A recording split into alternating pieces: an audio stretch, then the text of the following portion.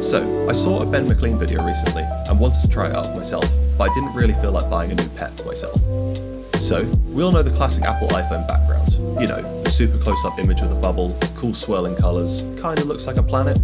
And it got me wondering, is it possible to recreate these images with things I have at my disposal? So, I went to Google, and all it takes to make one of these cool looking bubbles is a mug, a straw, a metal one of course, because saving those turtles, some glycerine, and a massively oversized bottle of washing up liquid. And obviously, a nice big flat light, a backdrop to shoot against, and a lens capable of shooting macro.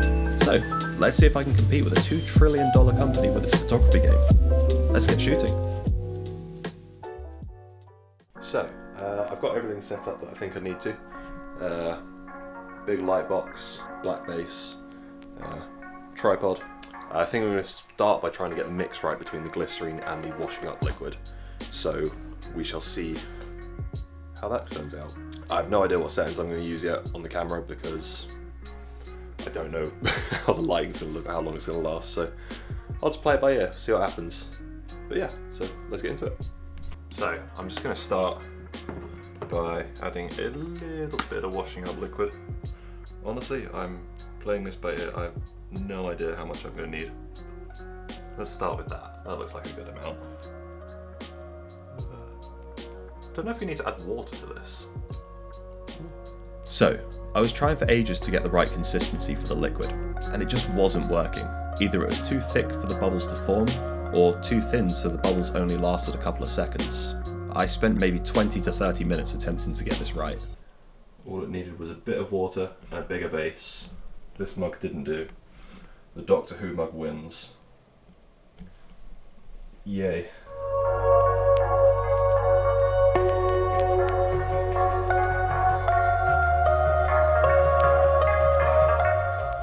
This is a lot harder than it looks. I don't think my lens is long enough, that's the problem. Or if anything, I need a macro lens. Or a bigger bubble. Double bubble. Oh, that's perfect. Holy crap. Yes! Oh my god, these are like perfect. Dude! Right, so a little bit of a close-up in the video. You can see that the glycerine starts forming these awesome colours around the bubble. And all I'm trying to capture, if I show you on here, is that. And I think these sorts of ones are going to be the ones I'm going to edit from. Because look how good they look.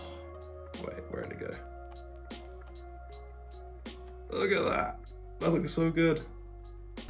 I'm actually so happy with these. I'm going to keep shooting a bit longer just in case I can get another couple. I'm going to try freehanding it now because I can't get close enough with the tripod. So we'll see how this goes.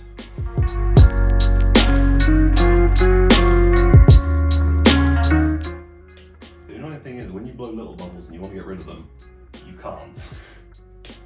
Because the glycerine just stops them. To be honest, they're not bad. Like, most of them are very in focus actually. Like if I just do a crop from there and just make the background a lot blacker, like all this just really dark, and bring out the exposure. Obviously these are raw photos, so they're not very colourful. I also have to bring up the saturation a little bit, but that's not too bad.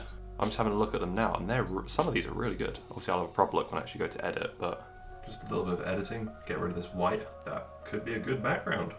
I might even use that myself for my phone. So yeah, I'm gonna have a proper look through these now and get editing.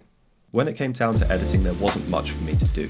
It was generally colour enhancing, bringing down the blacks and shadows to get that crisp dark background. The vibrance and saturation I brought up slightly, and a slight denoise on some of the images due to the fact I was shooting at such a high ISO. So once I'd finished editing in Lightroom, I moved everything into Photoshop, where I could use the content-aware fill tool to fill in the areas where you could still see the light box or any harsh reflections within the bubble itself. I also use this as an opportunity to use the hue adjustment tool in Photoshop to change the colours of the bubble itself to match some of the images that Apple has created.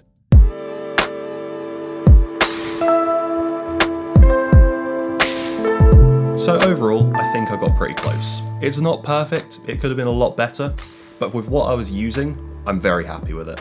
In fact, I was using the 135mm lens, which has the focusing distance of at least a mile. I'm quite impressed with what I've got. There's a massive amount of detail that I was able to capture, the textbook colourful swirls that you see in all the images. I think it looks good. The only downside to having this sort of lens and not a macro is the fact that I get those crescent moon looking images rather than zoom straight into the coloured detail.